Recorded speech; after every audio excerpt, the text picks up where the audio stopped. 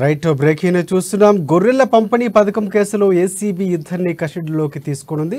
పశుసంవర్ధక శాఖ మాజీ సీఈఓ రామచంద్ర నాయక్, మాజీ ఓఎస్డీ కళ్యాణ్ కుమార్ను ఏసీబీ అధికారులు విచారించనున్నారు.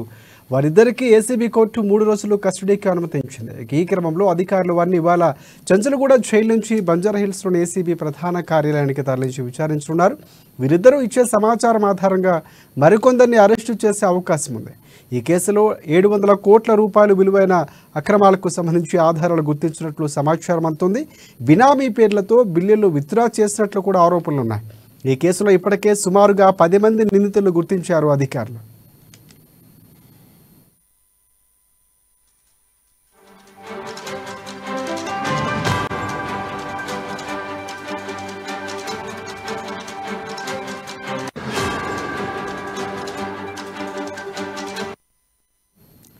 రైట్ బ్రేకింగ్ చూస్తున్నాం. గొర్రెల పంపిణీ పథకం కేసులో ఏసీబీ ఇద్దరిని కస్టడీలోకి తీసుకునుంది.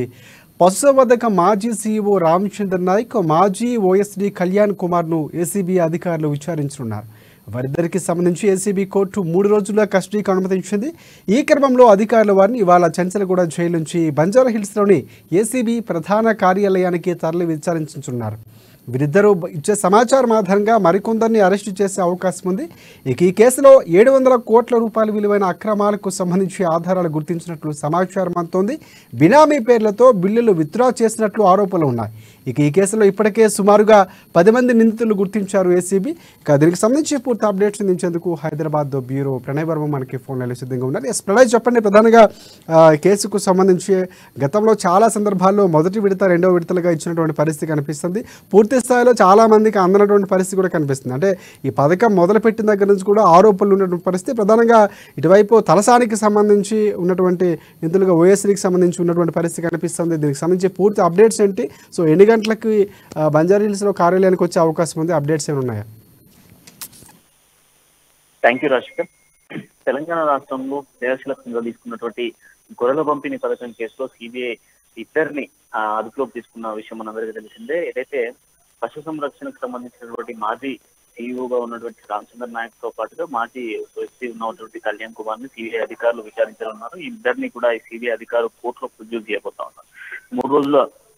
3 రోజుల కస్టడీ అనుమతించింది. ఈ నేపథ్యంలో కోర్టు అనుమతించిన నేపథ్యంలో కూడా ఈ క్రమంలో అధికారులు వారిని ఇవాళ సెంట్రల్ కూడా జైలు నుంచి నేరుగా కూడా బంజారాహిల్స్ పోలీస్ స్టేషన్ కి తరలించబోతా ఉన్నారు. బంజారాహిల్స్ పోలీస్ స్టేషన్ సిబిఐ కార్యాలయానికి తరలించిన అనంతరం కూడా ఏసీబీ కార్యాలయానికి తరలించిన అనంతరం కూడా ప్రధాన కార్యాలయంలో దీనికి సంబంధించినటువంటి విచారణ జరపబోతా ఉన్నారు. వీరిద్దరికి సంబంధించినటువంటి సమాచారాన్ని ఆధారంగా మరికొందరిని కూడా అరెస్ట్ చేసేటువంటి అవకాశాలు కనబడతా ఉన్నాయి. ఈ కేసులో దాదాపు 700 కోట్ల రూపాయలు కూడా విలువైనటువంటి అక్రమాలు జరిగినట్టుగా కూడా ఆధారాలు సేకరించిన నేపథ్యంలో కూడా దీనికి సంబంధించినటువంటి తదుపరి విచారణ సేకరించేటువంటి ప్రయత్నం చేస్తా ఉన్నారు. బినామీ పేర్లతో బిల్లులను విక్రయించడంతో పాటుగా దీనికి సంబంధించినటువంటి ఆరోపణలు ఉన్న నేపథ్యంలో ఈ కేసు ఇప్పటి వరకు సుమారుగా 10 మంది నిందితులను కూడా గుర్తించిన నేపథ్యంలో కూడా వీళ్ళకి సంబంధించిన విచారణ జరగబోతా ఉంది. ఈ ఇద్దరు నిందితులను కూడా మధ్యాహ్నం 3:30 సమయానికి చంచల్గూడ జైలు నుంచి నేరుగా కూడా బంజారాహిల్స్ లో ఉన్నటువంటి ఏసీబీ కార్యాలయం తరలించబోతా ఉన్నారు రాజశేఖర్.